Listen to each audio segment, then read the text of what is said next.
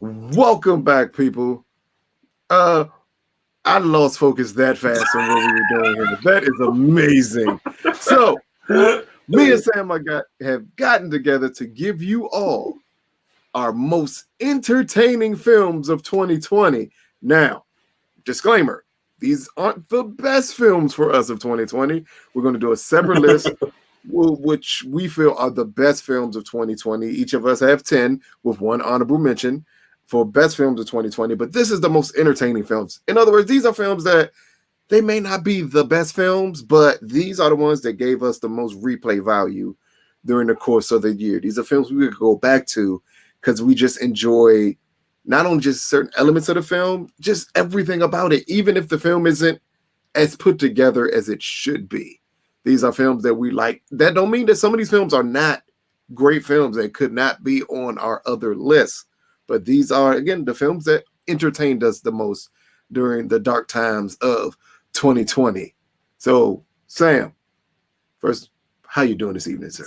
I was about to say something real spiritual. I was about to say blessed and highly favored. Hey, you know what? Hey, I'm good. There's nothing wrong. There's nothing wrong with being blessed and highly favored at all. All right, so I'm doing pretty good. So my first one, your honorable mention. 11. My honorable mention. Honorable mention, the one that did not make the top 10. It did not make the top 10. Is hold up. Another quick disclaimer. Neither one of us know what each other's list is. No, not at all. So this is going to be funny. Not one bit. I have the slightest idea what his list is, and he has the slightest idea what mine is. But I don't even know if we're gonna even know what movies. We might not even seen some of the movies that we're about to put on this list. That is true. That is true. So what is your honorable mention, sir? My honorable mention for number 11 is, if it'll let me pull it up. Oh man, I think it's checking that.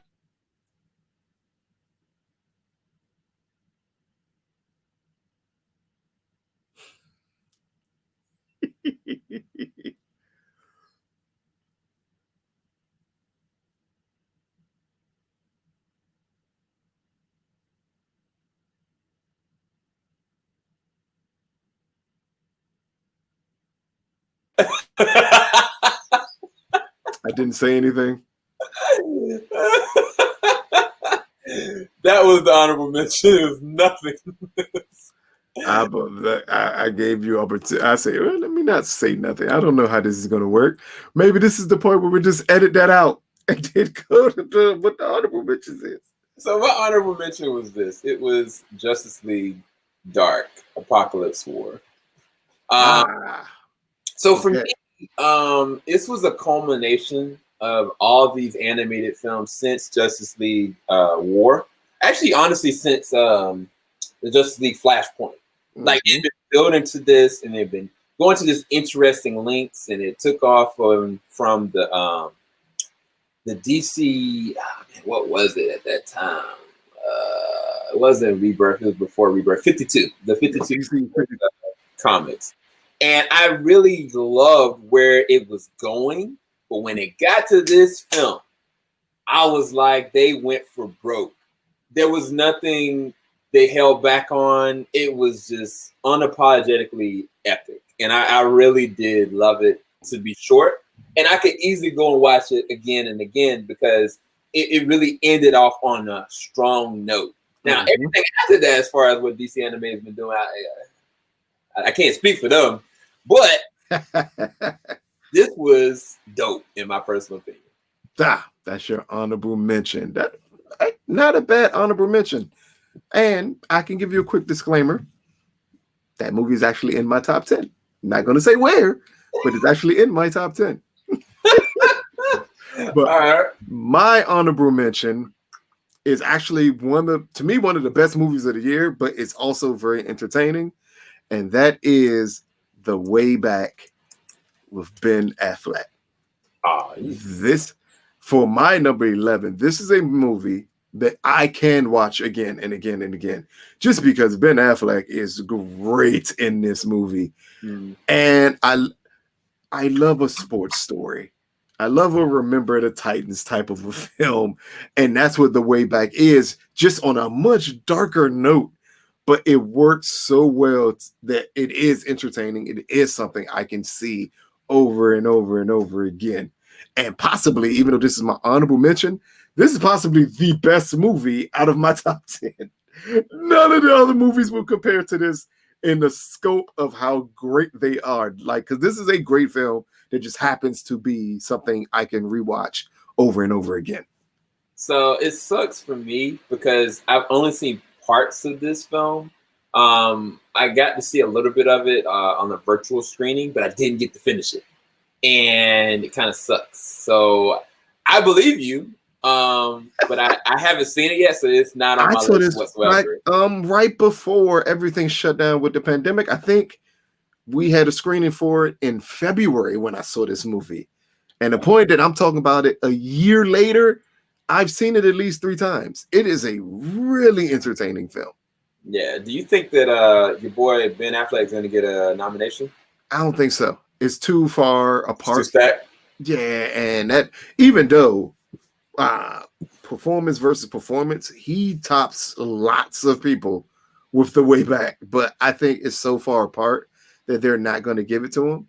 They're not going to give him the nomination that he should get for this movie. Maybe the Golden Globes will, though. I think Golden Globes will probably. Hollywood Foreign Press loves a name. Yeah. They absolutely love a name.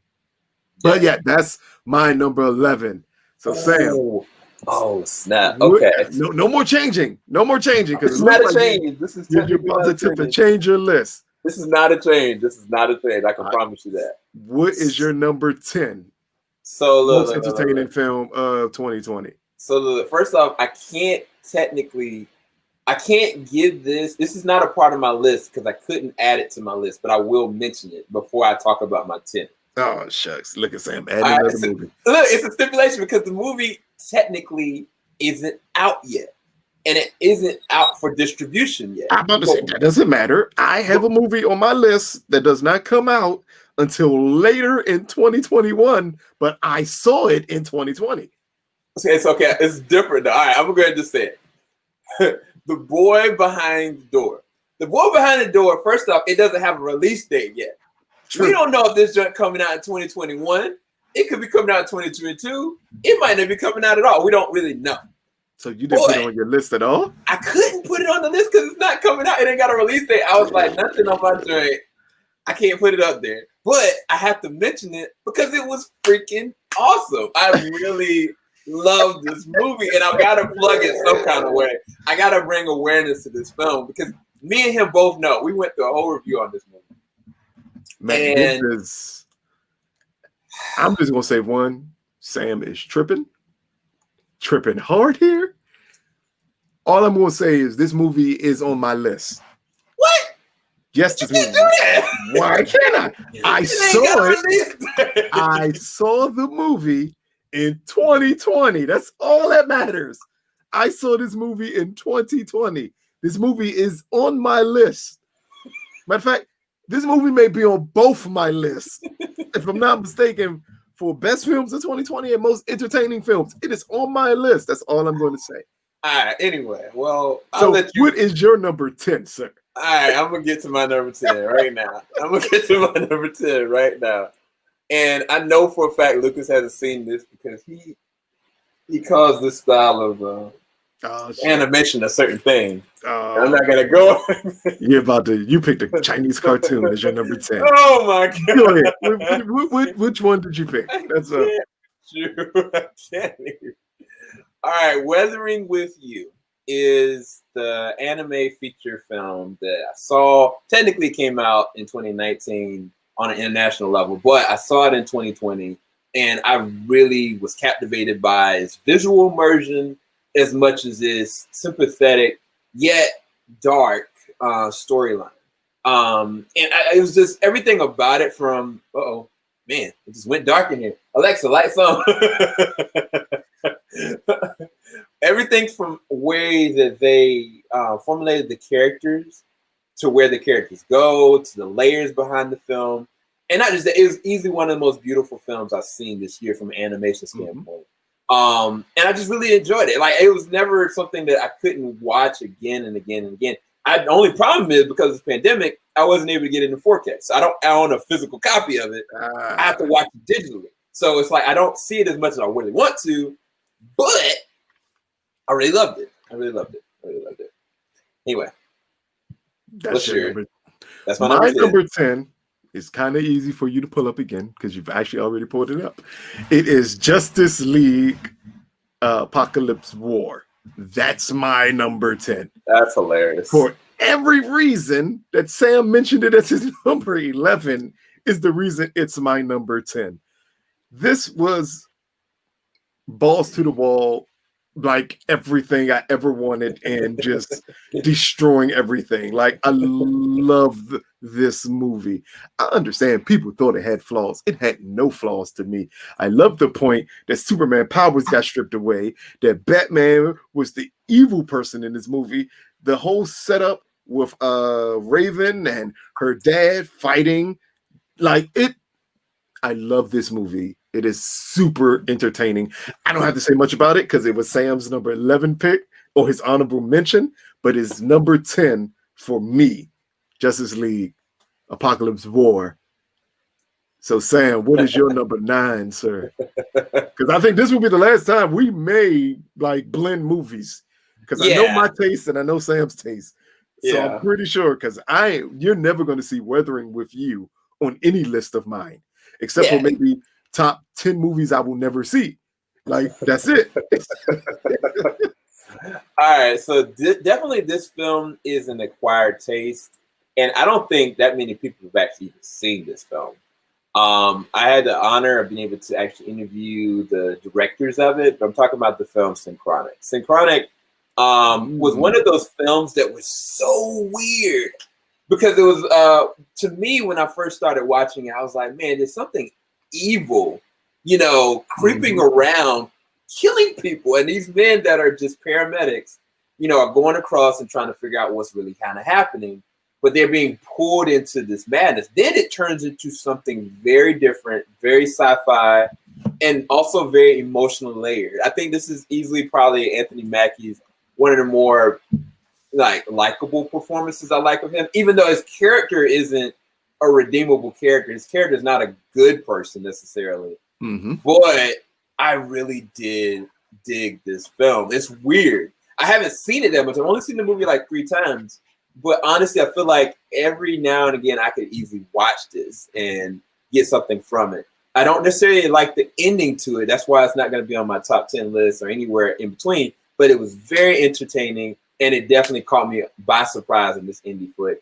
And hopefully it gets some accolades down the line. I really enjoyed that movie. I'm surprised. Yes, I'm surprised that I see this here. Sometimes we don't know what we see. Exactly. Was super surprised. But I'm pretty sure you have not possibly seen my number 9 pick. My number 9 pick is Spiral from Shudder.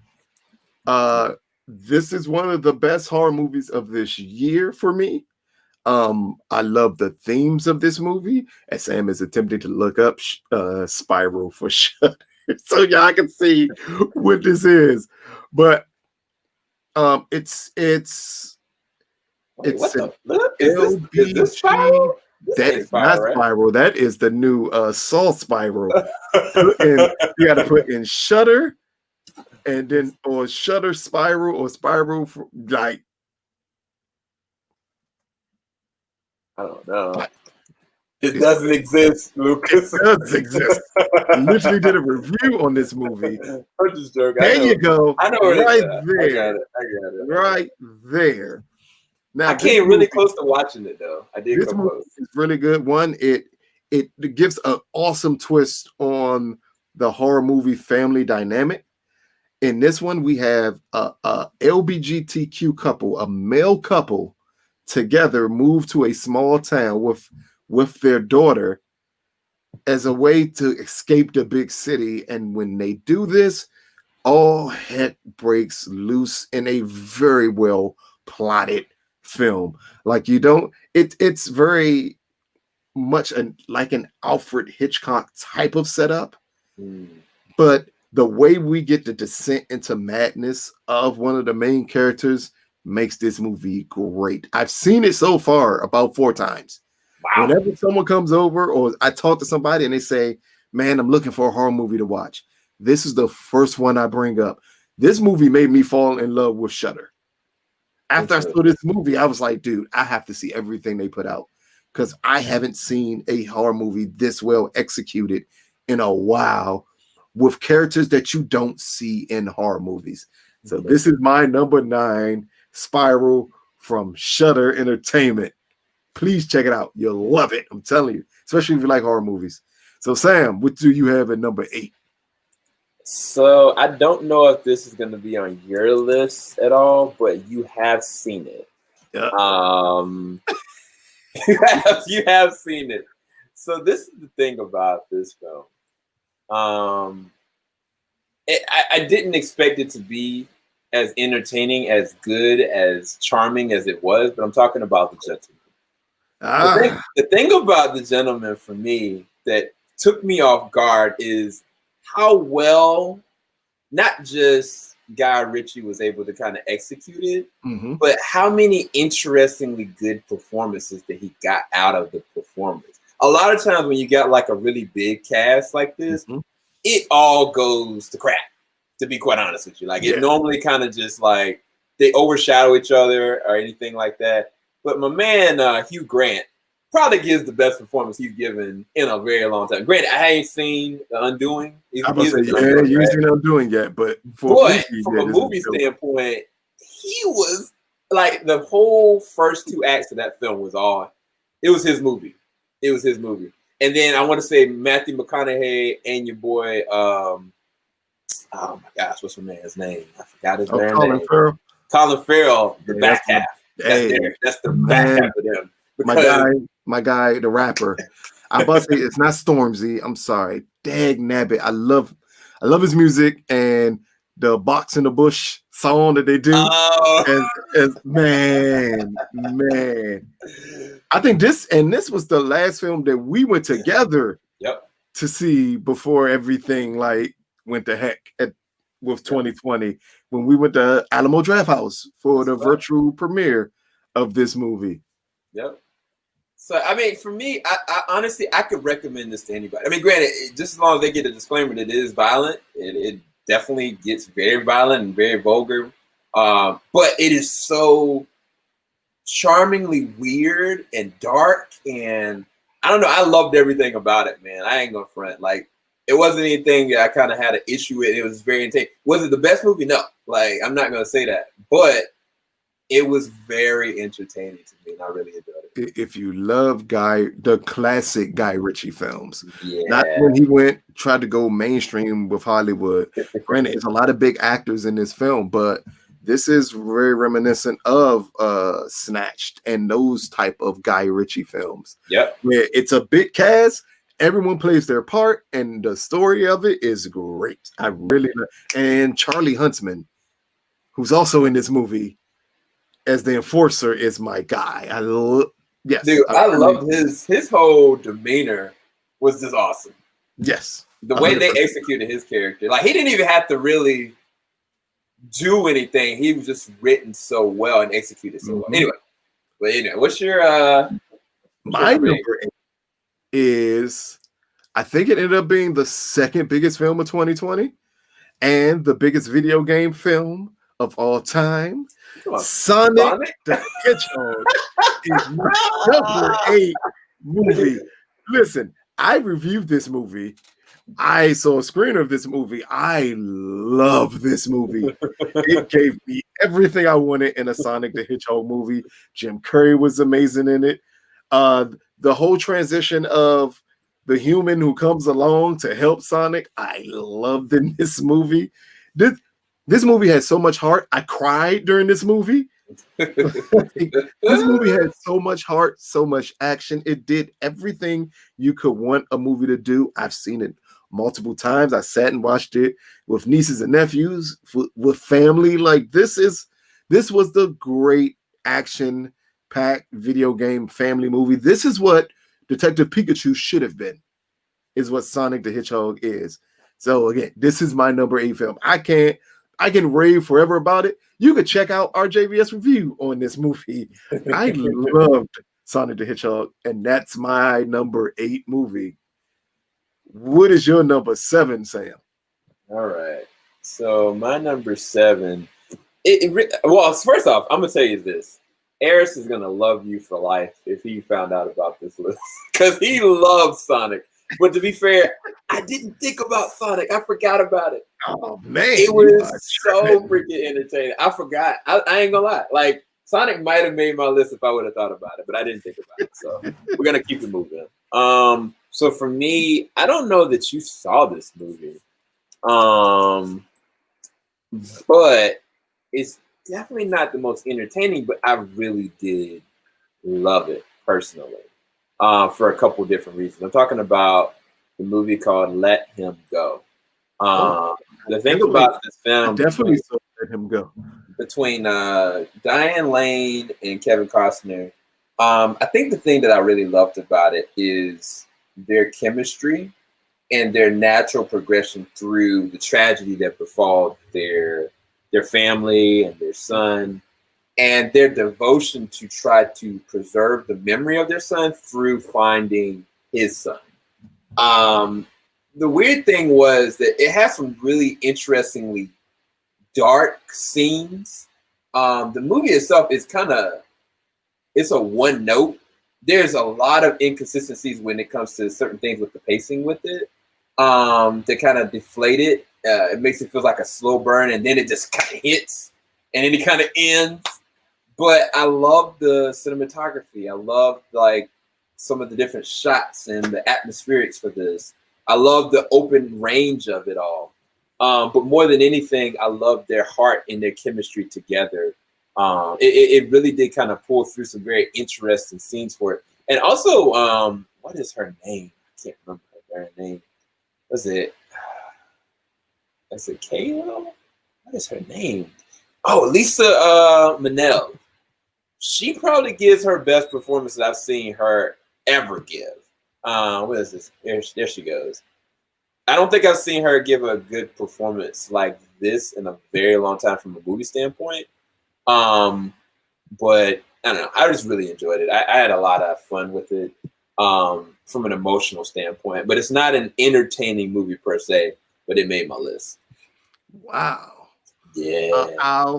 Even though that is your movie and is on your list, I would disagree with you. I found that movie extremely entertaining. I love the pacing of that movie. It reminded me of a Taylor Sheridan movie or show like Yellowstone, which amazingly Kevin Costner is also in it. Yeah. And I think it's called Wind River, the one with Elizabeth Olsen and Jeremy Renner. I want to say that's the one he did. Bro, I love that. Yeah, like this movie reminded me of that. I love that it was a slow burn. It has some of the best, most entertaining scenes for me. That whole scene where they're at the dinner table and the grandson comes down and she says, "Go upstairs," and the looks between her and Diane Lane. Oh my goodness! Yeah. Yes, I love that. It's not in my top 10, but I do love that movie, and it is entertaining to me. Very much entertaining to me. So I feel like this isn't entertaining for other people. Maybe it's entertaining just for you. I felt like the people that I did talk to about this movie, they were like, it was a slow burn. Oh, I didn't like it. I was like, I love that though. Yes, yeah. I love a slow burn. A slow burn. And I don't think I have another slow burn on my list, but I love a slow burn. And this movie, I didn't even know you saw this movie. Diane Lane gives one of the best performances of the year in this movie, hands down. From when she gets to the scene where she sees the grandson being hit and then the girl being hit, the diner scene where they try to get her to escape, the hotel room scene. I was about to say the hotel room scene to me was what did it. That was like, it set it across. Honestly, the hotel, the hospital scene. Mm-hmm. I've recommended this movie to a couple of people. If you love a Western, and this is not a Western, but it feels like one. It does. So if you love a Western, this is the type of movie you would want, which is amazing because then I do think about Yellowstone, which isn't a Western and feels like one. and Kevin is in, or Open Range with him and Robert Duvall when it was a Western. Like all of these films feel the same. So that's Sam's number 7. My number 7, we could pull it right back up because you actually already pulled it up, and we don't have to talk about it, but I'll just let you know. My number 7 is The Gentleman. For every reason we said for why it was Sam's number 8, it is my number 7. I ain't got to say else about it. That's why I talked about it when Sam posted it. Guy Ritchie. Hilarious. If you love Guy Ritchie, you'll love this movie. That is my number 7. See, this list can go real fast when we agree on certain movies being on the list together. But what is your number 6, sir? Oh, man. I know this definitely ain't going to be your number 6. Honestly, I'm going to just pull it up. Daggone. Get it. It's definitely not going to be Lucas's number 6, though. One Night. There we go. So for me, my number 6 was One Night in Miami. I was very entertained by this film, way more than Lucas was. I honestly, well, I don't know. I take that back. I can't even say that because I thought that about something else. But for me, honestly, I love music. I ain't gonna front. Like you can draw me in with a good soundtrack and a decent cast any day. And it's like the way that this cast worked together symbiotically, even though it did feel like a stage play. We always talk about that. Mm-hmm. It didn't deter my entertainment of the expression of these conversations that they're having as Black men, as icons in their own right, especially during this time or this made-up situation. But I was like, this is so awesome. Like it ain't even on some Black excellence situation. It was just great conversation to see them pick themselves apart, to watch them go through the different situations circumstantially and try to be better, try to challenge each other to be or be more than what they even are right now. I really was entertained by it, and I really did dig the soundtrack that Leslie Odom Jr. did. We were able to go and get an interview with a man, Kingsley Ben-Hur, played the role of Malcolm X. But yeah, I can't lie. I actually was very entertained by this. I would watch this movie anytime. It's just weird. This movie is not on neither one of my lists. I know. I told you. And it's not a bad movie because I think I gave it an 8 out of 10. So it's not because it's a bad movie. Far from it. It's just a play. And it feels like a play to me. But I understand it having entertainment value because those conversations are great. Like, I may not watch the movie again, but I'll watch certain scenes in that movie again that I really, really like. But my number 6 is a movie you have not seen. And I'm 100% sure you haven't seen it.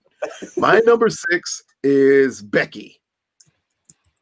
Pull it up because that with Kevin James. Oh my gosh, I wanted to see that though. You're not playing fair. This is one of the best revenge films I've seen in a while. We have a young girl who goes to a cabin with her father, and her father introduces her to his new girlfriend and the girlfriend's child as he's trying to build a family again. During the same time, Kevin James escapes prison and looking for a special key to get a treasure or something that was left. When he meets up at this cabin with this family, this movie becomes extremely violent, extremely gory, and it's all led by this young girl who plays this role to a T. I can't even remember. Let me make sure. Oh, Lulu Wilson. Like, she's amazing in this movie. This is I'm trying to think of another The Hunt that came out this year. Okay. But just imagine if it was done by a 13-year-old girl as she takes vengeance on these people who kill her father in this film, and she finds the most goriest, bloodiest way to hunt them down and kill them all. And the final scenes with her and Kevin James. And Kevin James, playing a Nazi in the movie is amazing. But her and Kevin James, from Oh, it's gory. That's all I'm saying. It's gory. It's wonderful. It's beautifully shot. It's an action movie. It's a horror movie. That's everything I love. So Becky is my number 6 movie of most entertaining of the year. So Sam, as we get to our top 5, what do you have for your number 5? Okay. Well, one thing I was going to ask you, is this anything like Hard Candy in terms of like darkness? Absolutely. It's the darkness maybe, but no. Look at it's a Wes Craven remake that happened where the girl gets raped and she goes off and kills all the people. I just cannot remember the name. I know what you're talking about right now of that movie. Dig Your Grave or something like that. Spit on Your Grave. Yeah. Spit on Your Grave it has more in common with I Spit on Your Grave than Hard Candy. That makes sense. All right, so this is mine, and I know Lucas is gonna be like, let's see, this number 5 for you." Lucas gonna call me a simp, yo. All right, so I know Lucas doesn't agree. It better not be Jingle Jangle or something like that. Oh no, that's not on either one of my list. Now look, hey, you close, but that ain't it. That ain't it, fam. So mine is Hamilton. Look. You gotta give me my moment, okay? I legit, from the bottom of my heart, love Hamilton. I have now the regular soundtrack. I have the remix soundtrack. I've seen the movie countless times at this point. My whole family has heard the soundtrack often. My son even knows songs of the darn soundtrack. And he's 2. And so, like, at this point, Hamilton has ingrained itself as being a part of my family by association. Is it a movie that I go and watch all the way through? No. I might watch certain sections of it at this point, and I might go through and maybe watch it once in a while if somebody wants to watch it. But for me, like, I really did enjoy, from an entertainment standpoint, the dedication to the craft of it.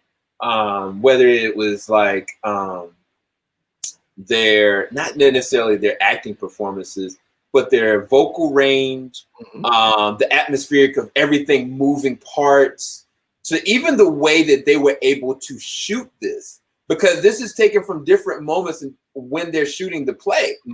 Like, it's not just one sitting. Like, this is all these different angles that they're able to bring it to life for us to see at home, which is insane to me. Because normally when you're watching a play, you're kind of looking at it from your own vantage point. You might see it from this other angle. You go and you see it again and again so you can get a different experience each time.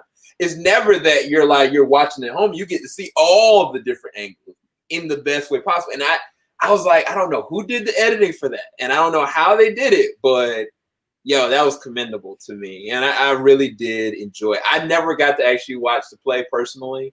And I never heard the songs up until 2020. And it's now a part of my whole household. So I could not put Hamilton in my top 5. I loved it. And I do love it. I'll admit it to everybody. I'm not going to call you a simp for liking Hamilton. I'm not going to do that. Every look here. I am not surprised it's in your top 10. I remember when it dropped and you saw it and you talked about it for weeks after that. I said, oh yeah, he loves it. He absolutely loves Hamilton. Like, it is a good movie. It's a great play. Understand that. It's a great play. It's just, again, it's I'm not going to watch it as a whole, but I'll still watch parts of it because it's entertaining. And yes, the performances, the vocal range of the actors and actresses is amazing in that play. That's what makes the play great, is the vocal ranges that they have on there. So I don't blame you for Hamilton being at your number 5. My number 5, I'm curious again, goes against the rule that Sam said already. This movie comes out in like April or May of 2021. I saw it at the end of 2020. So it is on my list as one of the most entertaining films of it. And that is Boss Level, that I have been telling Sam about. I couldn't wait to see this movie with Frank and Mel. I couldn't wait to see this movie. I heard about it. It's been rumored for like a year and a half. All we kept on hearing was the test screenings are amazing. And who's going to pick up distribution for this movie? That's all I kept on hearing through the late 2019 to 2020. And I happened to be able to see it at the end of 2020. This is an action-packed Deadpool-style Groundhog Day. With Frank dying over and over and over again as he's trying to figure out and break a mystery. This movie is amazing. This is a movie that should make Frank a star. When more people see it and you appreciate what he does in this movie, I think it's going to catapult him to a place that he should already have been. But this is going to get more eyes on him. This is damn near the perfect action movie. I think anybody, when you use the Groundhog Day setup, it can come across as cheesy if it's not done properly. Yeah. But the way they set this up, Mel Gibson being in it, and only in the end of the movie, really. He's not really in the whole movie. This is a Frank-driven movie. Everyone else is a supporting character to his character in this movie. And it is a great action movie. And he doesn't play like the big hulking action person. He's playing a regular guy trying to figure this out. And as he goes along, it's a part of this movie where he meets Michelle Yeoh in a bar. He needs to learn how to sword fight because he keeps on getting killed by this Chinese assassin. So what he does is he trains with her over and over again, knowing he's going to die every day until he figures out how to master so he can beat this person. It is like a video game of you constantly dying over and over and over again. So you learn how to do a trick so you can beat the big boss. That's what he does in this movie. Great movie. I recommend it when it comes on Hulu in April of 2021 to check out Boss Level. But it is my number 5 movie of most entertaining of 2020 because I'm not following Sam's rule. I don't care if the movie came out in 2019. Clearly, Sam put a movie that came out in 2019 on his list because he saw it in 2020. But Walt put a movie that he saw in 2020 that comes out in 2021 on his list. But I will. Boss Level is my number 5. Sam, what is your number 4? So, real quick question. So, Frank Grillo, he's better than he was in the Purge films. He was better than he was in Captain America. It's the best performance in an action movie I've seen since maybe early Rock films when he was building to become that guy. Like, this is a star-turning vehicle for him. I'm more upset that it's going to go on Hulu. I would prefer Netflix pick this up. Interesting. Because this would have catapulted him to a place that he needs to be. Get more exposure. He's touching in this movie.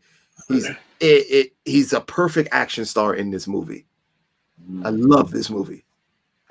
All right. So I feel like, man, so now I'm torn.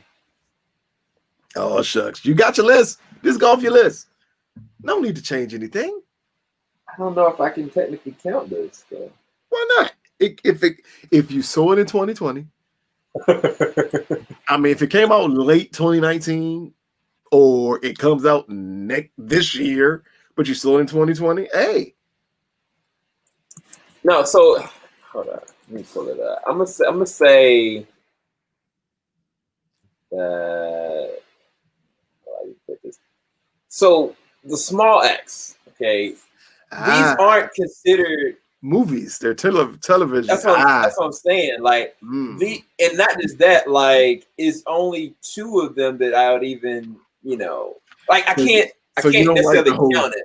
You don't like the whole series. You just like certain chapters in the series. Exactly. Like Mangrove and Education to me were such, like they were really, really freaking good. I'm gonna mix this. No, I'm gonna say this to you guys. Go and check it out. if you get a chance to go on Amazon Prime, check out Small Acts. And I think that you're going to find some very amazing things out of it. There was one that I didn't write, which is Lover's Rock. I think it was shot well. It was literally just a reggae house party, but it wasn't anything that I really got from it. I think the Red, White, and Blue, as far as performances by Boyega, I think he did a decent job, but Mangrove and Education were far more superior to me. But yeah, I'm gonna just I know what I'm about to do to renege all this. So I'm gonna just say we're gonna forget that and we're gonna go in this direction. Here we go.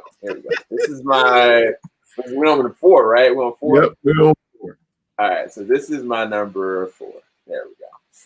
Bad Boys for Life. That's my number 4. Bam. Right, hold up. I gotta say something real quick. Real quick. We're gonna both talk about this one because this is actually my number 4. So go. Oh man, yo, look, hey, yo, I'm hilarious, telling y'all, we ain't seen each other's list at all. Okay, I'm so serious. That is hilarious. Entertainment list at all. We don't know which other's top best list is. But look, make no mistake, y'all. I was so entertained by this film, and honestly, the biggest thing that I can say is that I didn't think they had it in them. I hate to say that. After the second one came out in 2005, 15 years later, I hated the second one. I did not like. Well, 15 it's years. so long. The second one is so long and unnecessary. But they were able to find ways of making this not just action-packed and not just like as dynamic as the first one, but they found ways of making this one of the most heart-led ones out of any of them. Like there's a lot of real layered heart, specifically with Will Smith's Mike Flaire's character. Like I've never seen Will's Mike this compromised, and I loved it. Like the very opening shot, without spoiling too much, the man got gunned down. Like I was like, yo, they done shot Mike. You gotta worry about spoiling this movie. This movie came out in February. If you ain't seen it, you on your own. You can spoil this one. But I mean, just that happening and seeing, Marcus's reaction and seeing not just that, like even like Martin Lawrence playing to how he is physically right now, what he is right now.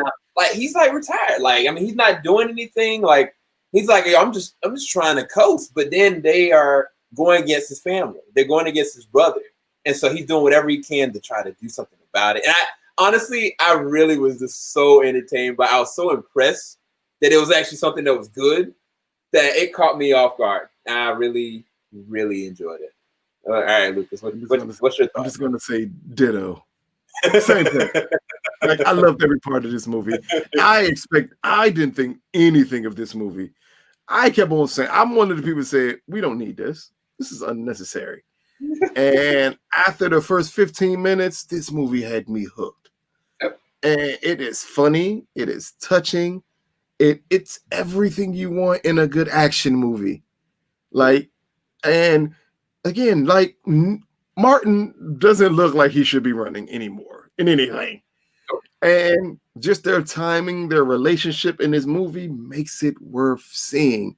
It's awesome when you get older actors who are doing a franchise that they started when they were younger, but they are not afraid to let you know, like, no, these characters have aged just like we've aged. And it works so many levels with Bad Boys for Life. I just can't believe that me and Sam picked this as the number 4. I'm pretty sure that will never happen again on our list. Granted, The Gentleman I picked at number 7 and you had at number 8, but I don't think we'll ever match our top 3. So, Sam, as we round in this corner, what is your number 3? Your top 3. What is your number 3 film? Yeah, so I definitely know, Lucas, there's no way that you'll have my number 2. But I don't know, man. We've been getting real close with this joint recently.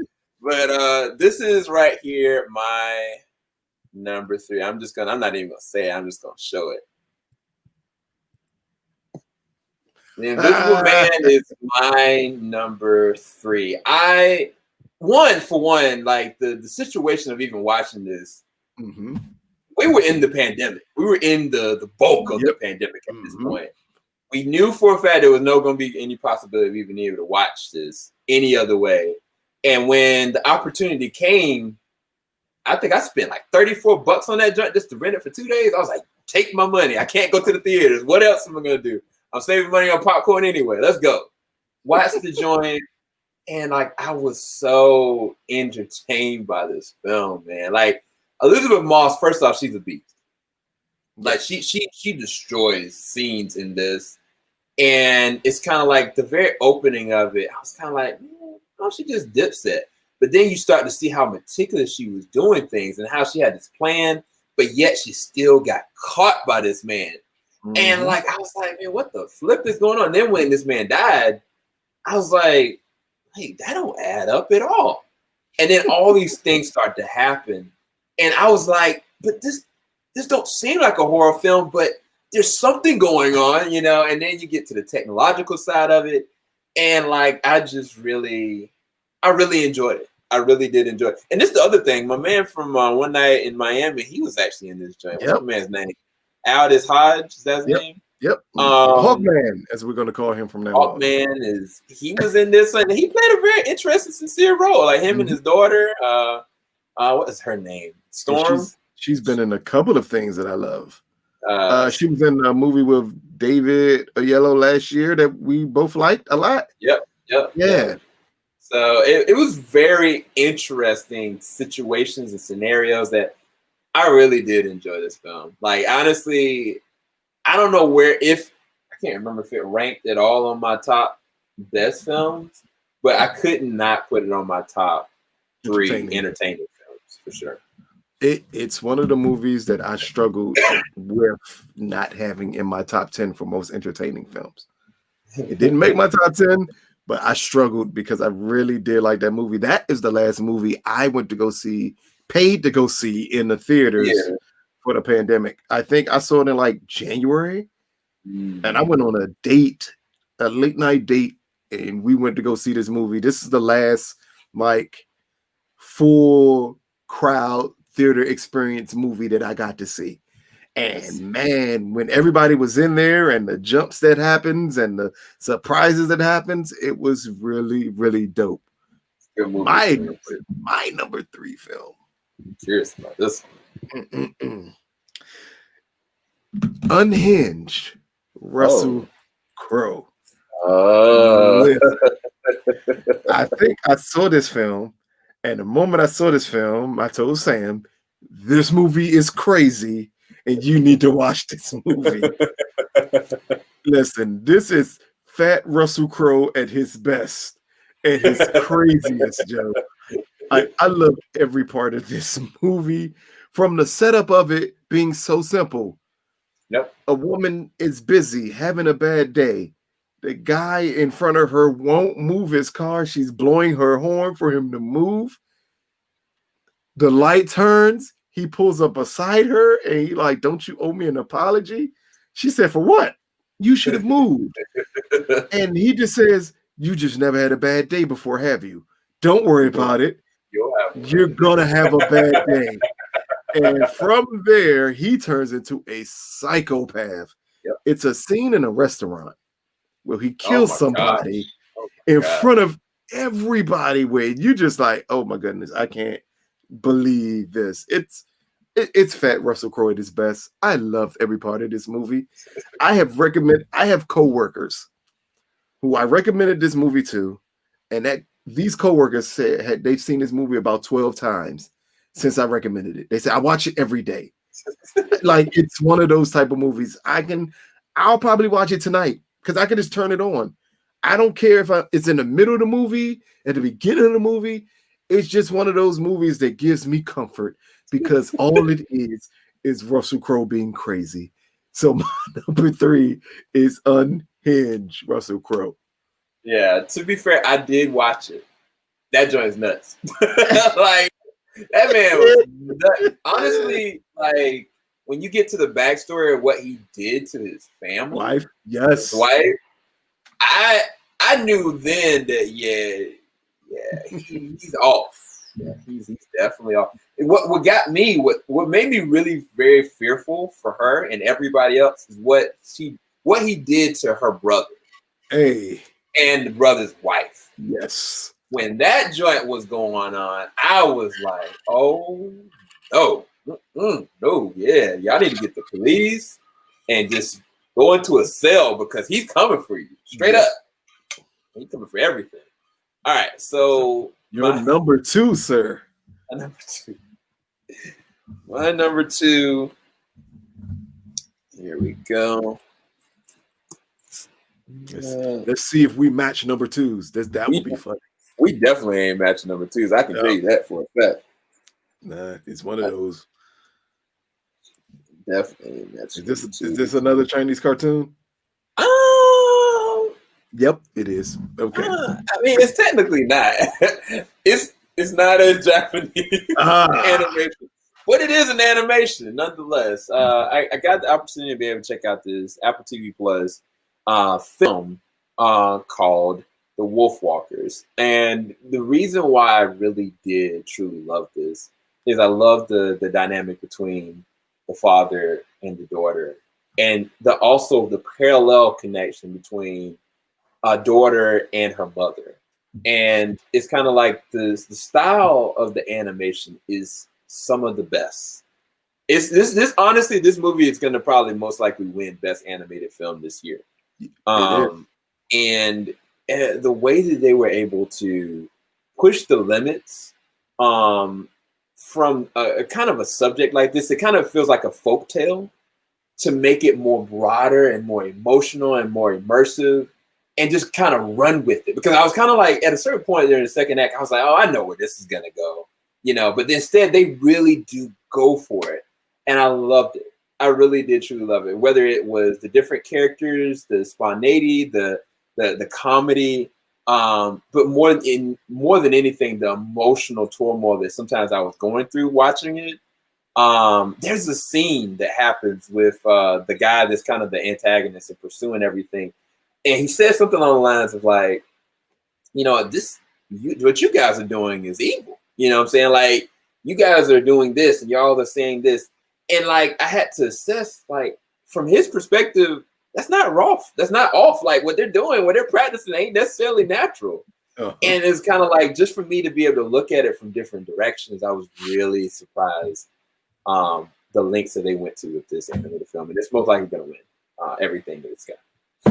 Now, I remember it was a Middleburg Film Festival that I think we had an opportunity to view this film. Yep, that's yep. And I remember you said, you want to watch? I said, I'm not watching cartoon. I don't want to see this movie. Because the film festival was packed with so many other films. Yep. And I was reviewing 6 of them. You were already reviewing 7. And we couldn't fit that movie in for one of us to review. But since then, I've heard nothing but greatness about this film. It is right now the front runner and almost a lock for Best Animated Feature. That's because there've also been talks about it possibly breaking into the Best Picture nomination. So good. So you never know. I know my number 2 is not going to do that, but my number 2 is I love this movie on so many levels. It's from a production company that had one of the biggest years of 2020, and that is Freaky from Blumhouse. Oh my God.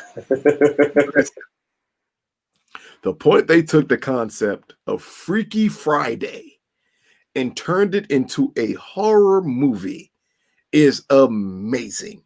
This movie, look here, it shocked me because I didn't expect this movie to be good. But when it opens up and you get this innocent girl who's one of the nicest people in the world, and you get Vince Vaughn, and it opens up in a very classic horror movie setup of teenagers doing drugs, smoking weed, and all this other stuff, and this huge killer comes and kills them all. And when it's revealed to be Vince Vaughn, in a very serious moment, no jokes about it, you're like, wow.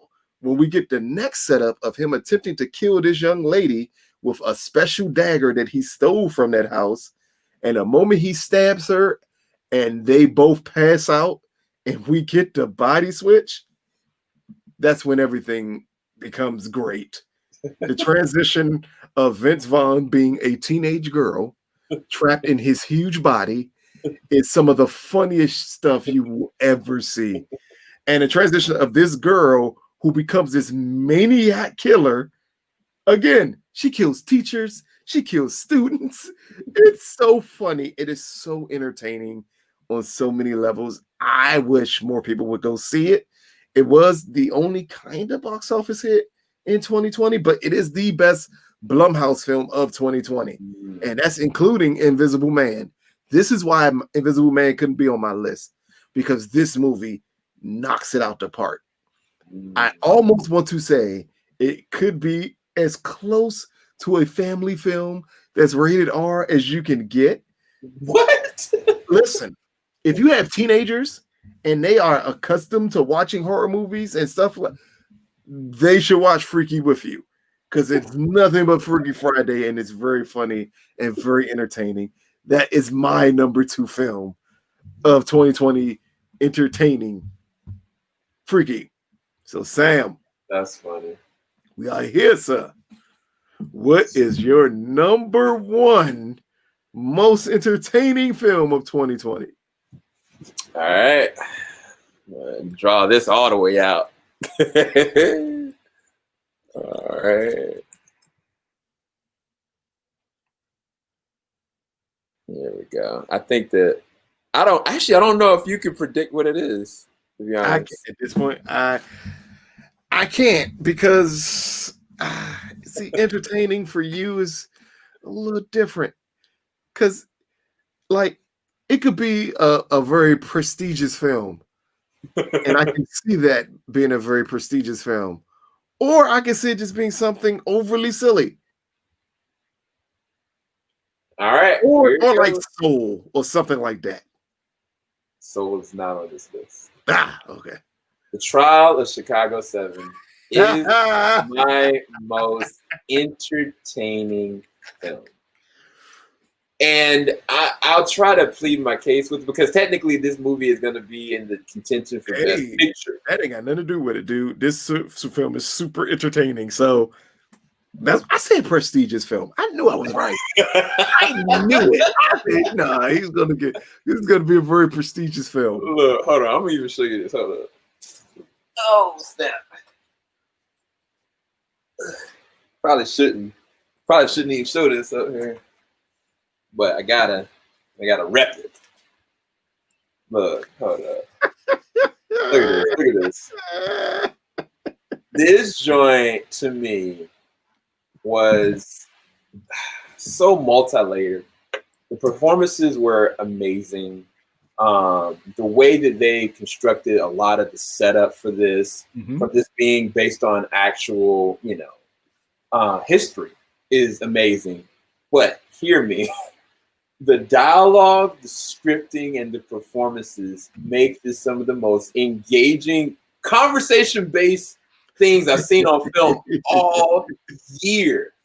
Them going back and forth, whether it's Sasha and everything that comes out of his mouth, or whether it is my man's Mark. How you pronounce his name? Mark. How you pronounce Rylance. Yeah, I know who you talk about. I can't ever pronounce his name right either. Like any of the characters, any of the cast, whether they're small, whether they're big, whether they have small scenes, whether they have big scenes. Hey, Michael Keaton was up in this joint, and delivered some amazing scenes. But they weren't just amazingly done; they were hilarious. They were entertaining. They were lively. This is not a film that's kind of like, it's dark at times. Yes, it's depressive at times. Yes, it is messed up. Just understanding the history behind a lot of it. But it's so engagingly entertaining. And I haven't seen a film this year that took the lengths of this. Like, this is not just a film that is very historically important and very devastating. It is entertaining. I could take anybody to watch this with me. anybody. Yes. Because they don't over dramatify the violence. They don't over dramatify some of the incessant situations that these people are in. It's very smartly done.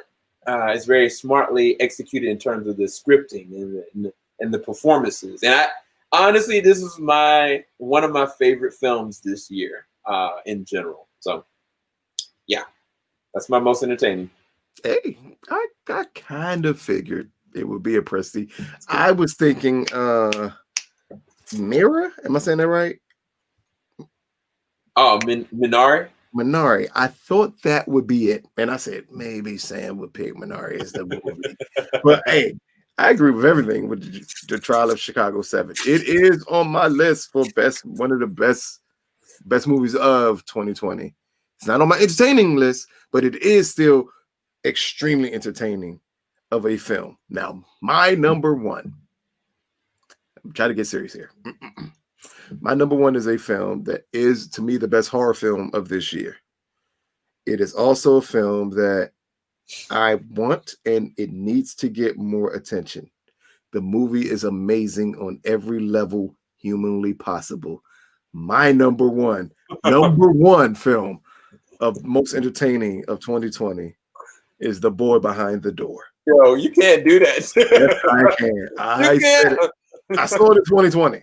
I saw it in 2020 at a film festival, at a free film festival that everybody could have seen this movie in. I love this movie. Like every part of this movie is good. It is hard to watch.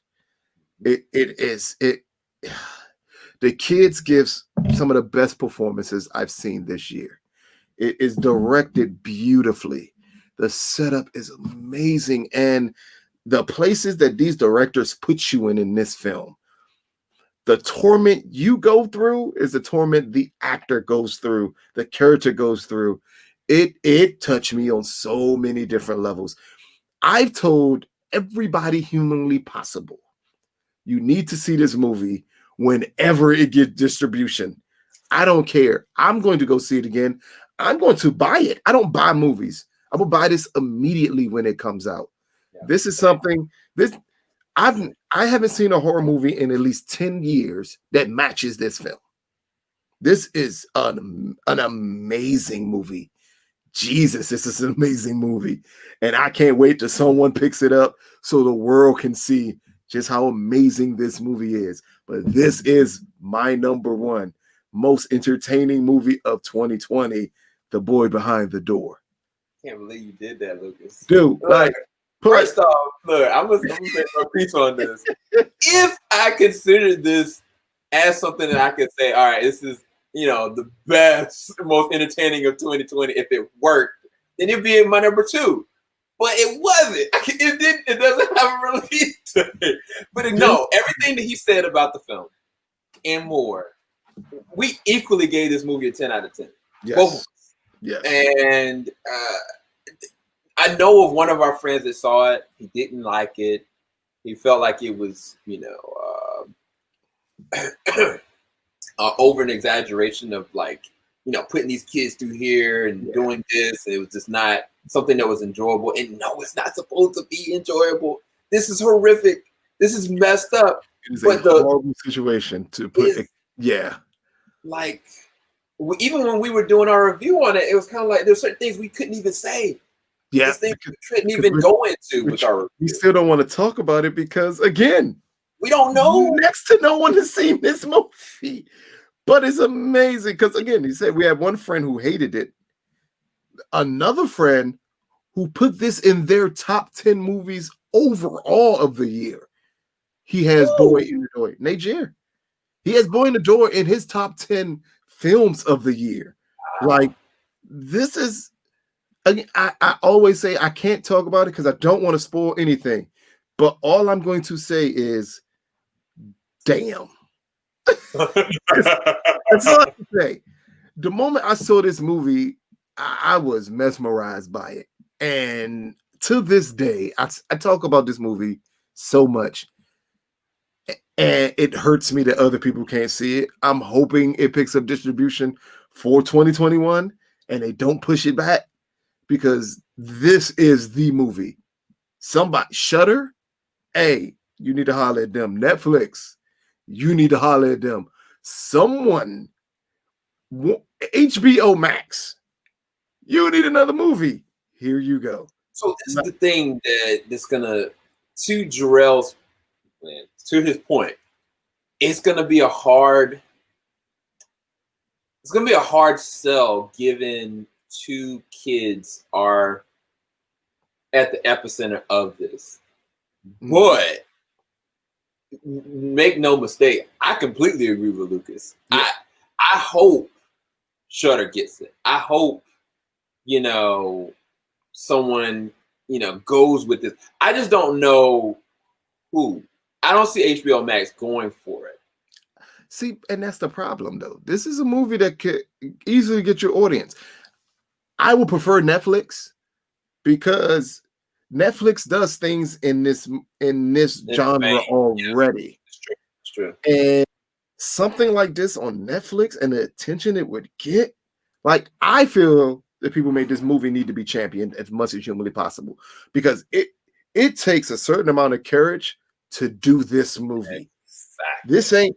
This ain't an easy movie to do because it ain't an easy movie to watch. It's even harder to market a movie like this because this is every parent's worst nightmare. But man, once you get involved in it, and it grabs you and it doesn't let go. So I understand why Jarrell didn't like it, because it's going to put you in a very uncomfortable place while you're watching this movie, and everyone's not going to like it for that reason. I loved it for that reason. I love any movie that can immerse me into the situation of the movie. Yeah. No, I'm 100% with you. And we've talking to the directors, and they're talking about distribution. But hopefully, man, preferably they'll get some. Heck, I would even. I mean, I can't say that on camera, but I mean, the people that we coordinate with as far as distribution and reviews and stuff like that, I might make a suggestion to them straight up. Like, I ain't gonna lie to you. Next time I get a chance to, I probably will. Like, please contact this person. Here's their email address. Like, everybody humanly possible needs to see this film. This is a film that, to me, if it took the grassroots effort to come out, I think it would blow up.